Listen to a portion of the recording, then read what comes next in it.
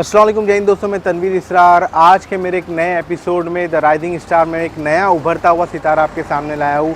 इनके वालिद साहब मेरे काफ़ी अच्छे दोस्त हैं और मुझे पूरी उम्मीद है कि ये नया उभरता हुआ सितारा, ये नया बच्चा आप सबको एक नई सीख देगा।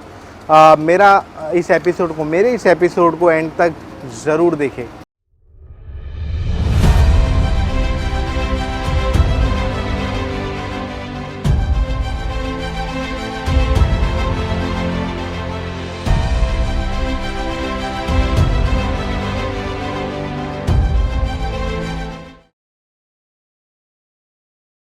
तो मैं इनवाइट करना चाहूँगा the rising star Aman Pochi ji को। बेटा वेलकम टू द शो। कैसे हो बेटा? Welcome to the show. मुझे पूरी उम्मीद है कि आपके विजन, आपकी आइडियाज़, आपके बिजनेस, मैं आगे की वीडियो में बताऊंगा कि एक एंटरप्रेन्योर है, छोटी उम्र में 16 साल की उम्र में। आप ज़रूर हमारे व्यूवर्स को, खास करके मेरे शहर मुमरा वालों को और शिल और दोस्ती प्लैनेट वालों में जितने बच्चे रहते हैं उन सबको एक नई सीख दोगे। Welcome again Aman to my show.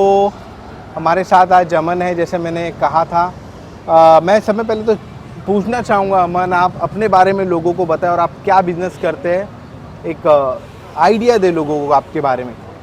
मेरा नाम अमान अमीन पोची है। 11th कॉमर्स क्राइस्ट कॉलेज से पढ़ रहा हूँ। Age 16 years. हमारा बिजनेस डिस्ट्रीब्यूटरशिप का है।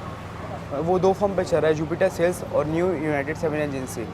तो हमारे पास टॉप कंपनीज़ है, जैसे कैडबरी, ब्रिटानिया, मेरिको, डेटॉल, मेनिमको पेंट्स, इमामी, ऐसी टॉप कंपनीज़ है। और नवी मुंबई में एक कंपनी ली है हिंदुस्तानी लीवर की, क्वालिटी वॉज आइसक्रीम। ओके, तो ये तो आप फ़िलहाल आप बोलना चाह रहे हैं आपके 2 ऑफिसेज हैंडल कर रहे हैं आप, एक शेल फाटा पर मुमरा के करीब और एक नवी मुंबई में, करेक्ट? यस। Okay good. तो मैं थोड़ा और डिटेल में जानना चाहूँगा अमन कि मुझे बताइए कि आप क्या करते हैं बिज़नेस में, आपका रोल क्या है, क्या करते हो आप बिज़नेस में? जैसे ही सुबह ऑफिस ओपन होता है तो पहले अटेंडेंस शीट चेक करता हूँ कि कौन कौन आया है, कौन कौन नहीं आया है। फिर उसके बाद हमारे पास 12 डिलीवरी व्हीकल्स है, तो उसमें माल डिस्पैच होता है। वो एक दिन पहले प्री प्लान्ड होता है कि कैसे, कौन सी गाड़ी में कौन सा माल जाएगा। तो फिर माल डिस्पैच होता है। मोस्टली आप ऑपरेशनल वर्क में हो? हाँ। कहना चाहते फिर उसके बाद सेल्स रिटर्न जो आता है, ओके, द रीजंस क्यों आया, पेमेंट्स इशू, ऐसे लिए वो आता है। फिर उसके बाद मोस्टली रिटर्न स्टॉक होता है। फिर उसके बाद सेल्समैन लोग आते हैं, सेल्समैन का पेमेंट, बिलिंग, वो सब मेनली देखता हूँ। कितने स्टाफ है आपके पास अभी फ़िलहाल? अभी फ़िलहाल मोर देन 150 एम्प्लॉयज़ है। वाह। उसमें से 5 मैनेजर्स है, 10 ऑपरेटर्स है, 40 सेल्समैन है और बाकी के डिलीवरी मैन्स है। तो ये आइडिया जो है कहाँ से, आपके पास ऑलरेडी डैडी का बिज़नेस था या आपको ये आइडिया आया और आप यही बिज़नेस में क्यों गए, तो क्या रीज़न क्या है? मेरे को पहले से ये बिज़नेस में बहुत इंटरेस्ट था, तो इसलिए मैं मेरे डैडी को बोलता था कि मेरे को भी आना है आपके साथ ऑफिस पे, बिज़नेस देखना है आपके साथ में। तो फिर डैडी बोले पहले स्टडी। कौन सी एज में आपको ऐसा लगता था कि मुझे इन्वॉल्व होना चाहिए बिज़नेस? मैं जब 7th 8th में था। तो फिर डैडी बोले कि पहले स्टडीज़ कंप्लीट कर ले 10th तक का, फिर उसके बाद you will step in the business. Good. तो फिर उसके बाद मैं 10th कंप्लीट हुई। फिर उसके बाद नेक्स्ट डे मैं हैज़ द सेम डे मेरा मतलब बर्थडे भी था और हैंड ओवर भी उसी दिन था। तो फिर अगले दिन हैंड ओवर किया, फिर नेक्स्ट डे से मैं स्टेप इन हुआ बिजनेस। तो आपको एज अ बर्थडे गिफ्ट भी ये बिज़नेस, हाँ, आपके डैडी को पता था कि आपको यही गिफ्ट सब में अच्छा पसंद आए, करेक्ट? ओके, तो इसलिए आपको बर्थडे गिफ्ट भी बिज़नेस के तौर पे बर्थडे गिफ्ट दिया गया ये business. Okay, that sounds good. देखिए पेरेंट्स इतने छोटी उम्र में बच्चों के दिल, मतलब बच्चा इतना छोटा, पेरेंट्स एक्चुअल में समझ जाते हैं कि बच्चे को क्या चाहिए, ये भी एक बड़ी बात है। तो पेरेंट्स का गाइडेंस, बोलने का मतलब है कि पेरेंट्स का गाइडेंस सही उम्र में पिक करना काफ़ी ज़रूरी है। मैं आप और चीज़ जानना चाहूँगा, आपने बताया कि आप क्या आप करते हैं बिज़नेस में, इन कोर रिस्पॉन्सिबिलिटी क्या है, मतलब कोर ऑपरेशनल वर्क के डिसीजन मेकिंग किसका होता है, डैडी का होता है या आपका होता है? डिसीजन मेकिंग दोनों का आता है। अभी डैडी को कुछ लगा तो फिर डैडी में से भी कभी कभार एडवाइस ले लेते हैं। मेरे को कुछ लगा तो फिर हम लोग साथ में ऐसा एक दूसरे से पूछ के समझ के ऐसा साथ में लेते हैं एडवाइस। ओके, मशवरा, डैडी इनके वालिद साहब इनसे मशवरा करके अक्सर डिसीजन लेते हैं। तो that's one of the family bonding ऐसी होती है। देखिए बच्चे और बाप और बच्चे और माँ के बीच में जब कन्वर्सेशन होता है तो ऐसी फैमिली बॉन्डिंग होती है, और एक सक्सेसफुल इंसान और अच्छी फैमिली की यही निशानी होती है, ये कम्युनिकेशन होता है फैमिली में। मैं ये जानना चाहूँगा, आपने रफली डिटेल दी अपने बिज़नेस के बारे में, मैं ये जानना चाहूँगा कि आपका कोई विज़न तो होगा बिज़नेस के रिलेटेड, तो क्या है विज़न 5 साल में, 10 साल में, 2 साल में? आप क्या बिज़नेस को कहाँ देखना चाहते हो? आपका ऑलरेडी बिज़नेस है, आपका विज़न क्या है? मतलब जिसके में हमारा 2 जगह पे सेटअप है, एक शिल्पा टब है और एक नई मुंबई में। तो मतलब हम लोग लुकिंग फॉरवर्ड कर रहे हैं कि हम लोग 2 साल के अंदर मुंबई और पनवेल दोनों में इस्टेब्लिश करेंगे बिज़नेस, और बिज़नेस को थोड़ा बढ़ाएंगे। और मतलब मेरा एम है कि मैं मोर देन 1000 एम्प्लॉयज़, ऐसा अभी प्रेजेंटली 150 है, 1000 प्रेजेंटली 150 एम्प्लॉयज़ है, इंशाल्लाह हैज़ पर द ग्रोथ 1000 एम्प्लॉयज़। तो देखिए बच्चा अमन जो है बता रहा है कि ये उम्र में ही, उसे 16 साल की उम्र में ही अंदाज़ा है कि ये 1000 लोगों को जॉब देने की बात कर रहा है। तो हमारे देश में, हमारे शहर में ऐसे बच्चे अगर हो जो 16-15 साल की उम्र में ही सोच रहे हो कि हम आगे जाके खुद जॉब नहीं करेंगे लेकिन हम थाउजेंड्स जॉब क्रिएट करेंगे, तो एक बड़ी सोच है। ऐसी सोच रखने से हमारे देश की जो बेरोज़गारी है, जो अनएम्प्लॉयमेंट रेट है, वो ज़रूर नीचे आएगा। तो काफ़ी मुझे प्राउड हो रहा है कि मैं इस बच्चे का इंटरव्यू ले रहा हूँ और ये हमें भी अपने विज़न बता रहा है। साथ ही साथ में मुझे पूरी उम्मीद है कि आप लोग भी कुछ इससे सीख रहे होंगे।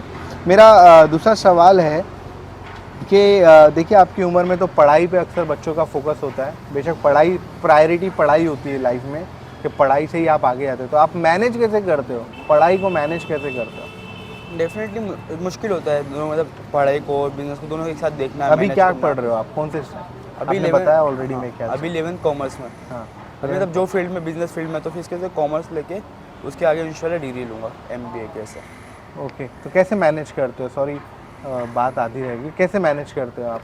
मतलब अभी अपना जब मुश्किल होता है दोनों चीज़ों को एक साथ मैनेज करना, लेकिन अभी सुबह अर्ली मॉर्निंग कॉलेज चल जाता हूँ, फिर उसके बाद कॉलेज से आके डायरेक्ट ऑफिस में जो मेरा रिस्पॉन्सिबिलिटीज़ होती है वो देखता हूँ।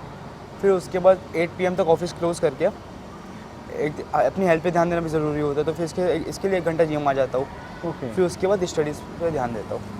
तो देखिए व्यूअर्स ये अपने फिटनेस का भी ध्यान रख रहे हैं, पढ़ाई का भी ध्यान रख रहे हैं और अपने बिजनेस का भी ध्यान दे रहे हैं। तो अमेजिंग।